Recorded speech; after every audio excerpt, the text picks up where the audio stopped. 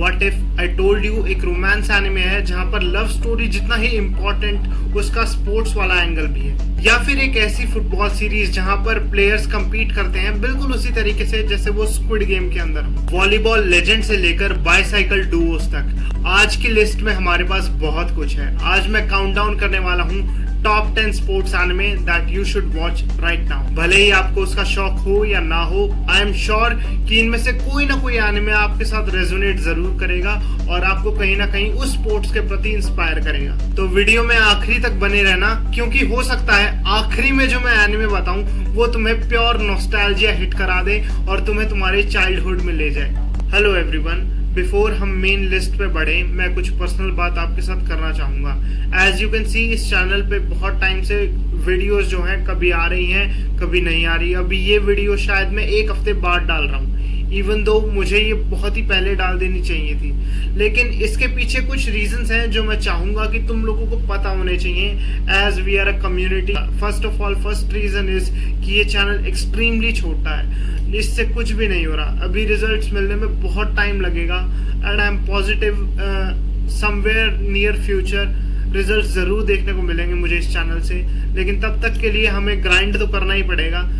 लेकिन ये चीज कई बार पेरेंट्स को समझ नहीं आती। तो एक्चुअली होता क्या है कि मुझे ये पर्टिकुलर रूम खाली चाहिए होता है जब भी मैं वीडियो बनाता हूँ, है ना, और मुझे दिन का टाइम भी चाहिए होता है ताकि लाइटिंग जो है नेचुरल आए, मुझे कोई अदर लाइट सोर्स की जरूरत ना पड़े। ये सब चीजें हैं भाई छोटी छोटी, जिनकी वजह से मैं इतने टाइम से वीडियो नहीं बना पा रहा था। और इसके अलावा जैसे आपको पता है कि अभी कुछ टाइम से यहाँ पे टेम्परेचर जो है 40 डिग्री से भी ऊपर जा रखा था। तो इतनी गर्मी में जब भी मैं वीडियो बनाता हूँ तो I should switch off this fan also and this AC also, even though ये अब भी चल रहा है। मुझे ये सारी चीजें बंद करनी पड़ती हैं ताकि मैं वीडियो बना सकूं और मेरी आवाज जो है वो तुम तक प्रॉपर आ सके और तुम्हें कोई और डिस्टर्बेंस ना देखने को मिले। और इस चीज में बहुत ज्यादा टाइम चला जाता है, और इतनी गर्मी में ये दो चीजें बंद करके 2 घंटे तक यहाँ बैठना और एक वीडियो बनाना इज क्वाइट टफ। इसीलिए मैं वीडियो नहीं बना पाया। So I am sorry for that, और आई अप्रिशिएट जो भी लोग अभी तक रुके हुए हैं जो मुझे अनसब्सक्राइब करके नहीं गए। और इसके साथ साथ मैं ये बताना चाहूंगा कि मैं शॉर्ट कंटेंट पे भी काम कर रहा हूँ। इसके साथ साथ मैं इंस्टाग्राम पे भी अब एक्टिव होऊंगा, वहां पे अपनी डे टू डे लाइफ जो भी मुझे अच्छा लगेगा, रिगार्डलेस ऑफ थिंग कि सिर्फ एनिमे ही होगा या फिर फिलोसफिकल बातें होंगी या कोई भी चीज है, वो सब मैं इंस्टाग्राम पे पोस्ट करूंगा। तो यहाँ नीचे कहीं इंस्टाग्राम का मैं हैंडल डाल दूंगा अपना, तो तुम्हें आना हो तो तुम वहां भी आ सकते हो। बाकी तुम इस वीडियो के कमेंट सेक्शन में भी मुझे बहुत सारे आइडियाज मेंशन कर सकते हो जिन पे मैं वीडियोस या शॉर्ट्स बना दूं। तो अपने आइडियाज को ओवरफ्लो होने दो और यहाँ पे आने दो। नाउ दैट्स असाइड, अब बात करते हैं मेन लिस्ट की और चलते हैं मेन वीडियो की तरफ। सबसे पहले हम शुरू करते हैं नंबर 10 से। नंबर 10 पे है हमारे पास ब्लू बॉक्स, जो फोकस करता है बैडमिंटन और बास्केटबॉल पे। सो blue box is a type of sports anime जिसमें स्लो बर्न रोमांस भी डाला हुआ है। स्टोरी फॉलो करती है एक फोकस्ड बैडमिंटन प्लेयर टाकी को, जिसे क्रश हो जाता है एक बहुत ही अच्छी बास्केटबॉल प्लेयर चिनात्सु पर, और वो एक ही छत के नीचे रहने लग जाते हैं। इसकी पूरी स्टोरी फोकस करती है लव और एम्बिशन को बैलेंस करने में, और स्टोरी बहुत ही ज्यादा ग्राउंडेड और रियल लगती है। अगर तुम कोई ऐसा एनिमे ढूंढ रहे थे जो इमोशनल हो, होलसम हो और जिसके सेंटर में स्पोर्ट्स हो, so this one is a great pick for you. इसके बाद हम चलते हैं नंबर 9th एनिमे पर, जिसका नाम है फ्री, जो फोकस करता है स्विमिंग के ऊपर।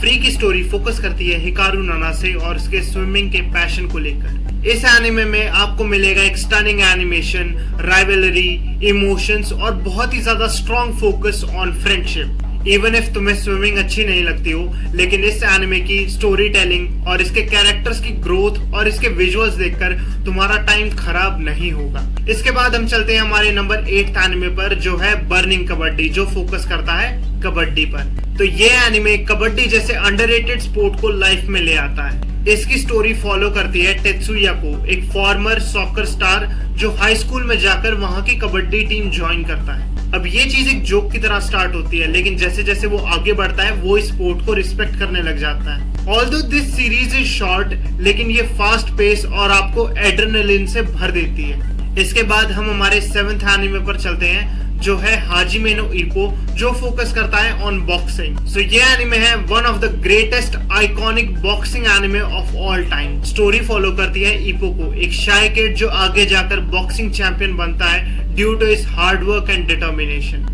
इस एनिमे की fights are legendary, training arcs are motivational और इसमें बहुत सारे कैरेक्टर्स ऐसे हैं जो तुम्हारे लिए बिल्कुल अनफॉरगेटेबल बन जाएंगे। भले ही तुम बॉक्सिंग में हो या ना हो, लेकिन इप्पो की जर्नी प्योर इंस्पिरेशन है हर किसी के लिए, तो तुम्हें जरूर देखना चाहिए। इसके बाद नंबर 6 पर हमारा एनिमे है Hinomaru Sumo, which focus on sumo wrestling. इसकी स्टोरी फॉलो करती है हिनोमारू को, जो स्ट्रक्चर में बहुत ही ज्यादा छोटा है and as you can see कि सुमो रेसलिंग में स्ट्रक्चर का बहुत ही ज्यादा बड़ा इम्पैक्ट होता है। And even though he is short, he wants to become a sumo wrestling champion.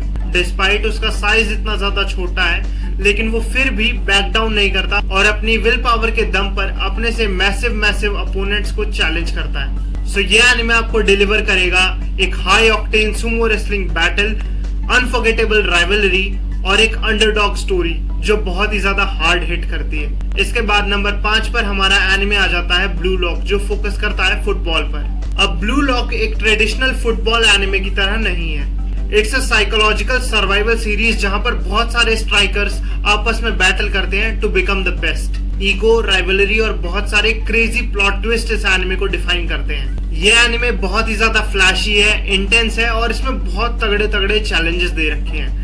अगर मैं अपना पर्सनल ओपिनियन दूं तो मैंने एक ही सीजन देखा हुआ भाई। सेकंड सीजन मैंने थोड़ा देखा था, लेकिन उसमें सिर्फ स्टिल्स हैं। अगर वो भी तुम्हें देखना है तो उसका सिर्फ आखिरी एपिसोड देखने लायक है, लेकिन तुम फर्स्ट सीजन बिल्कुल अच्छे से एंजॉय कर सकते हो। इसके बाद नंबर 4th एनिमे है हमारे पास आओआशी, which is also focused on football. Now blue lock के कॉन्ट्रास्ट में आओआशी बहुत ही ज्यादा ग्राउंडेड और रियलिस्टिक फील होता है। इसमें स्टोरी फॉलो होती है आशितो की, एक टैलेंटेड स्ट्रीट फुटबॉलर जो आगे जाकर प्रोफेशनल एकेडमी ज्वाइन करता है। यह एनिमे हमें दिखाता है tactical learning of the game, discipline और लॉन्ग टर्म ग्रोथ किस तरीके से होती है हमारे एमसी की। अगर तुम्हें एक रियलिस्टिक और ट्रू फुटबॉल स्टोरी देखनी है तो this one delivers very good.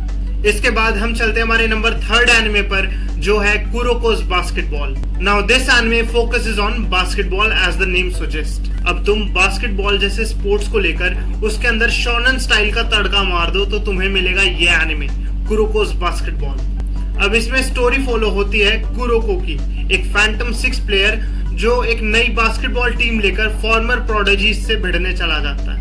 अब इसके अंदर एबिलिटीज जो हैं वो बहुत ही ज्यादा एग्जैजरेट कर रखी हैं, लेकिन देखने में बहुत ही ज्यादा मजा आता है। This anime is all about team work, rivalry and pushing your limits. अगर तुम्हें एक्सप्लोसिव मैचेस अच्छे लगते हैं तो कुरोकोस बास्केटबॉल इज फॉर यू। इसके बाद हम चलते हैं हमारे नंबर 2 एनिमे पर, जिसके लिए हो सकता है मुझे बहुत सारी गालियां भी पड़े, लेकिन it's none another than Haikyuu, greatest sports anime of all time, जो फोकस करता है on the sport of volleyball. अब मैं तुम्हें बताऊं तो this anime is pure passion. अब इसकी स्टोरी फॉलो करती है हिनाटा को, एक शॉर्ट वॉलीबॉल प्लेयर और उसकी टीम कुरासिनो हाई। अब इस एनिमे की हर एक चीज टॉप टियर है, फिर चाहे वो टीम वर्क हो, कैरेक्टर्स हो, एनिमेशन हो या फिर इसके बहुत सारे मूवमेंट्स या आर्क्स हो।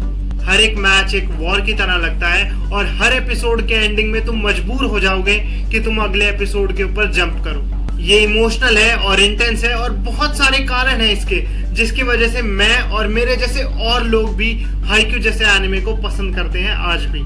इसके बाद नंबर 1 पर है हमारे पास प्योर नॉस्टैल्जिया पीक इडाटन जंप, जो फोकस करता है BMX बाइसाइकिल रेसिंग पर।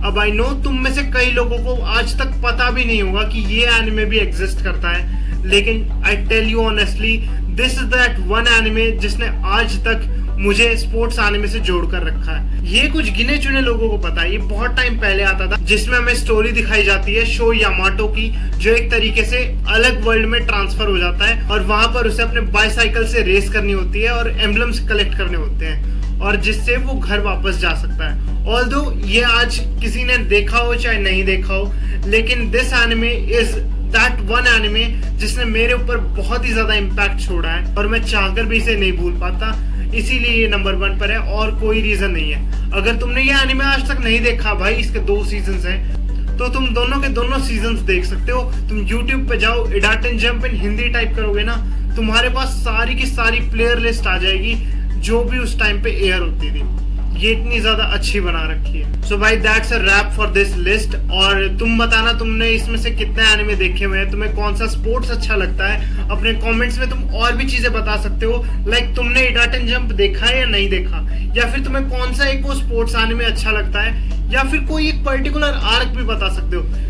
चलो मिलकर बातचीत करते हैं और देखते हैं तुमने कितने स्पोर्ट्स एनिमे देखे हैं और मैंने कितने स्पोर्ट्स एनिमे देखे हैं। ऑनेस्टली इस पूरी लिस्ट में से मैंने आई गेस 6 या 7 एनिमे देख रखे होंगे, कुछ नहीं देखे हैं, वो मैं अभी देखने लग रहा हूँ, अभी ऑन गोइंग है। मैंने अभी आवाशी खत्म किया है, अभी मैं और भी देखूंगा। तो तुम भी बताना ये चीजें तुम देख रहे हो या नहीं। और भाई इंस्टाग्राम पे आना मत भूलना, वहां पर इस तरीके की बातचीत चलती रहती है और वहां पर भी तुम लोग मुझे मैसेज कर सकते हो और बता सकते हो कि किस किस पर्टिकुलर टॉपिक पर वीडियो बननी चाहिए। Don't forget to like, share and subscribe. मैं मिलता हूँ तुमसे नेक्स्ट वीडियो में। Until then, this side Sahil signing off. Thank you so much.